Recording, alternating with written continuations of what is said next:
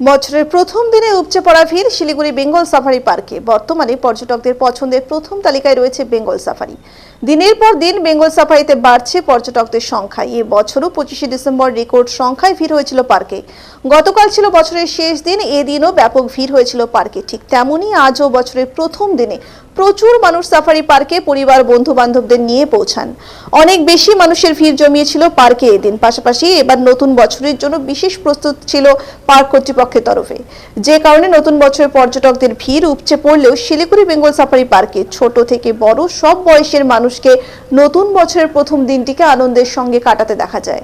এদিন সকাল থেকেই সাফারি পার্কে ছিল বহু পর্যটকদের আনাগোনা। দিন ভোর ব্যস্ত থাকে পার্ক চত্বর।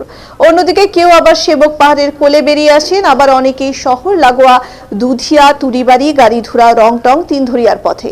কিন্তু একটা বড় অংশ আবার ভিড় জমিয়েছিল বেঙ্গল সাফারি পার্কে। পার্ক ক্যাম্পাসে চলছিল চুটিয়ে মজা, খানা পিনা, তার ফাঁকে কার সাফারিতে বেরিয়ে পড়া। রয়্যাল বেঙ্গল টাইগার থেকে লেপার্ড, বাইসন থেকে ভাল্লুক, হাতি থেকে চিতল হরিণ দর্শন আর নাম না জানা অনেক পাখি। আবার অনেকেই টয় ট্রেন রাইডে পার্ক চত্বর ঘুরে দেখেন। সেই সঙ্গে চলে দেদার সেলফি তোলার হিড়িক।